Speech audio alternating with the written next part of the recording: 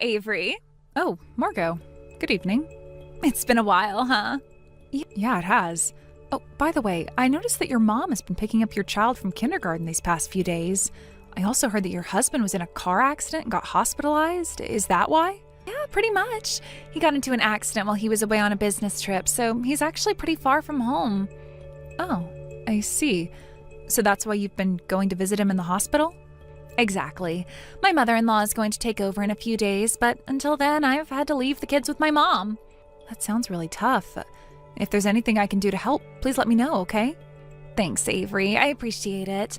Anyway, I should check in on my husband now. I'll see you later. Take care, and I hope he gets better soon.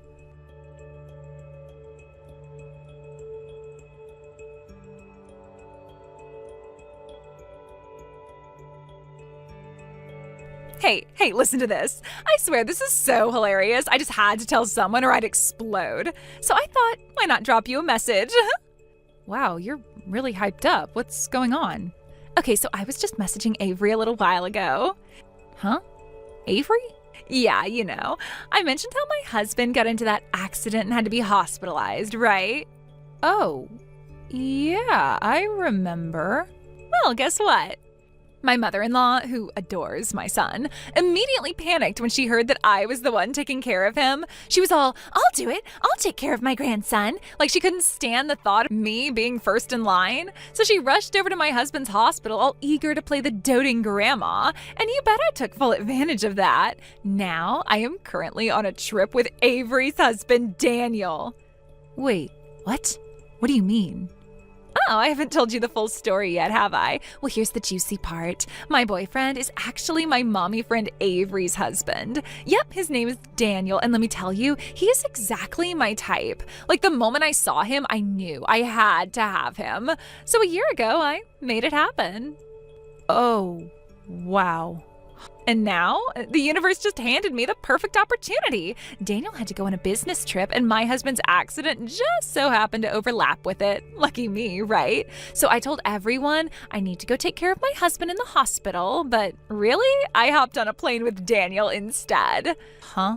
But here's the best part. I decided to test the waters a bit, so I sent Avery a little probing message. I told her I'm at my husband's hospital taking care of him, and you won't believe her response. She said, if there's anything I can do to help, let me know.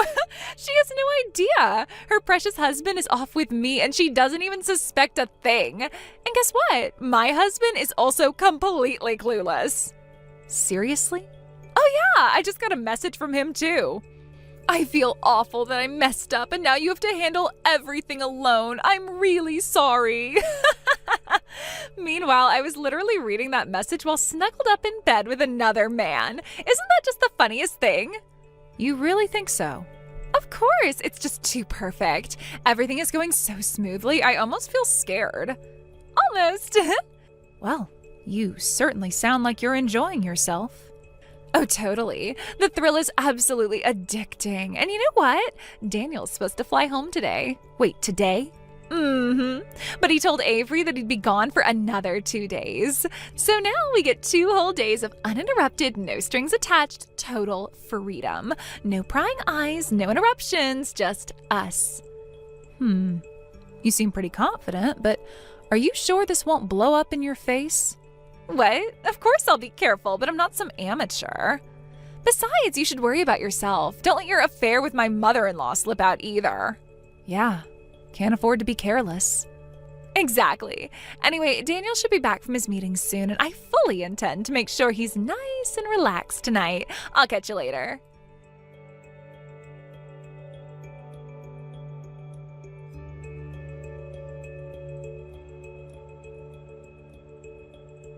Good morning! Just woke up. Last night, Daniel and I had this amazing dinner with the finest wine, and of course, the night was just as spectacular.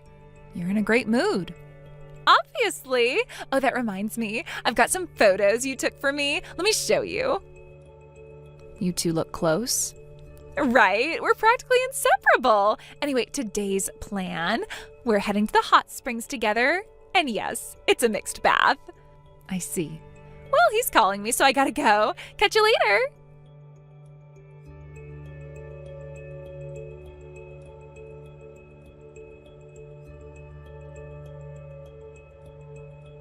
I'm home. I just got back from my trip. Oh, what a blissful time. Gotta thank my husband for getting into that accident. Welcome back, Margot. Huh? Wait, come on now. Why are you talking to me like we're so distant now? Where are you now? Just got off the train, standing by the ticket gate. Oh, Daniel and I split up earlier, so I'm heading over to Abby's place to bring her some souvenirs. Oh, your sister's name is Abby, huh? My name is Avery. They do sound similar, so maybe that's why you mixed them up? Wait, Abby? No. That's a terrible joke, Avery. Still haven't realized, huh? Maybe take a second and check. Who exactly have you been messaging all this time? What? Wait, no way. Figured it out? No way. Avery? Not Abby? That's right. The person you've been gleefully spilling all your dirty secrets to is none other than me, the wife of your so-called boyfriend. No. Then Daniel. Oh, he just came home, smiling ear to ear. He's now sitting on the living room floor right in the middle of a very intense lecture. Lecture? Both his parents and mine are standing around him, arms crossed, glaring down at him. No way. Oh, and thanks for those lovely photos of your little romantic getaway. They made it real easy to get him to sign the divorce papers. Wait. By the way, about your sister, didn't you mention in your messages that she's been cheating too? What? With your mother-in-law, no less.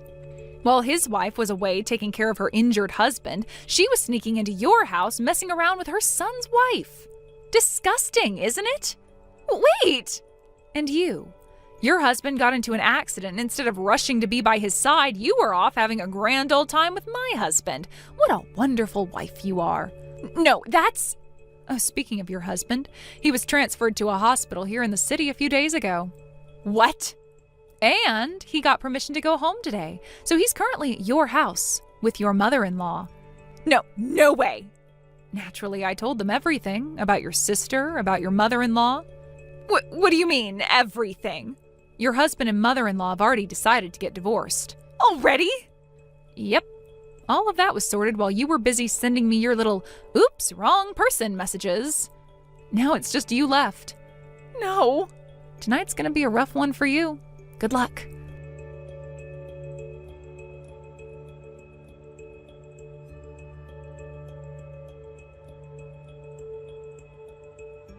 Hey, Avery. Oh my, if it isn't my ex-husband's mistress. Cut it out with the sarcasm. Daniel got fired. What the hell did you do? Oh, you really don't know? That's why I'm asking. Well, he took a random woman along on a business trip, and not just any woman, his mistress. Once the company found out it was a full-blown cheating getaway, it was over. Given that he was on a company-sponsored trip and considering the internal marriage policies, firing him was the only logical choice. That's not fair. Why not? Daniel and I are completely broke after paying you and your husband the settlement money. On top of that, my husband got full custody, so I have to pay child support. We can't survive like this. What the hell am I supposed to do? Not really my problem. But you won't be getting child support from Daniel either. Oh, no worries. I had him pay it all up front along with the settlement. Wait, what? Where did he get that kind of money? He took out a loan. A loan? No, wait, what? He never told me that. That sounds like your issue, not mine. Take it up with him. Avery! Hey! My sister, my mother-in-law, and I, we're all in debt because of that settlement. And now we're all unemployed. We were supposed to move in with Daniel tomorrow so he could support all four of us, but now he's unemployed too. What are we supposed to do? Avery! Avery, answer me!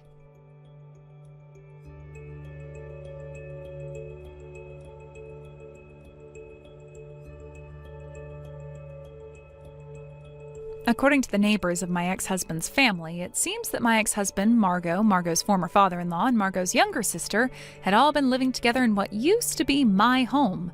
At first, I didn't know how to feel about it. The house, the place where I had spent so many years of my life with my ex-husband, was now shared by 4 people who didn't seem to have a clear routine or sense of stability. They didn't even follow regular meal times. They never joined in on the set meals, which made the situation even more odd. What struck me as the most bizarre was their unpredictable schedules. They would come and go at the oddest hours, from the early mornings to the deep hours of the night. It wasn't a typical household. It was almost as if they were living entirely separate lives while sharing the same space. From what the neighbors said, it seemed like each of them had multiple jobs. The fact that they were hardly ever at home during normal hours led people to speculate that they were working various shifts to make ends meet. Maybe it was just about schedule, trying to get by the best they could. Still, I couldn't help but wonder why they all seemed so lost, as if they were running from something. As for me, my life had taken a very different turn. I had left the house and returned to my parents' place with my child. It wasn't ideal, but it was the best I could do. My parents had been a great support system, always there when I needed them, especially when it came to helping me with childcare. Raising a child alone wasn't easy, but having them by my side made things more manageable. They helped with the little things like watching my child while I worked or offering advice when I needed it. It was a humbling experience, but also one that made me realize how much I had taken for granted before. I had always been independent, but now I was leaning on my family more than ever. Fortunately, I had been able to get a part-time job at a local supermarket. It wasn't much, but it allowed me to earn some money and start rebuilding my life. There was a sense of pride in being able to support myself and my child, even if it meant doing something that felt like a step backward. At least it was something. The goal was always to work my way up, and I was determined to aim for a full-time position as soon as I could. I knew it would take time, but I was ready to work for it. The idea of becoming a permanent employee was motivating. I wanted to prove to myself that I could do it, that I was capable of creating a stable future. A few months passed, and my life seemed to settle into a routine, though nothing ever felt quite the same. Then something unexpected happened. My ex-husband, who had been living with Margot and the others, disappeared one day. It was as if he had just decided to leave without any warning. He didn't pack up his things, didn't leave any explanation. He simply walked out the door and never returned. At first, I thought it was some sort of temporary absence, that maybe he had gone somewhere for work or just needed some space, but the days passed and there was no sign of him. Soon after, Margot's father-in-law and sister also started to disappear one by one. It seemed like they were all just vanishing. The neighbors kept telling me how strange it was, how the house that had once been full of life was now silent. No one knew where they went or if they were even in the area anymore. It felt like a ghost story, like they had all just disappeared off the face of the earth. There was a strange sort of relief mixed with confusion. Part of me wanted to know what had happened to them, to understand why they had left so suddenly. But another part of me was just glad that they were gone. The chaos, the uncertainty, it was all gone. I didn't know how to process it. What had led to their disappearance? Were they running from something, or had they all just decided they needed to go their separate ways? I could feel a mix of emotions: curiosity, frustration, even a little anger. There were so many unresolved feelings tied up in all of this. I couldn't help but think about the years I spent with my ex-husband, how we had tried to make things work, how I had struggled to hold on to a relationship that had been slowly falling apart for so long. Margot's role in all of this had always been unclear to me. I never fully understood what she meant to my ex-husband or why she had been so involved in our lives. It had always seemed like she was a shadow in the background, always lurking, always there.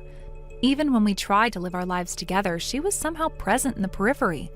I never wanted to admit it, but it felt like there was a part of my ex-husband that had always been drawn to her, as if he was more attached to her than he was to me. The more I thought about it, the more I realized that their disappearing act might have been inevitable. My marriage had been strained for years, and the final straw had always been just out of reach.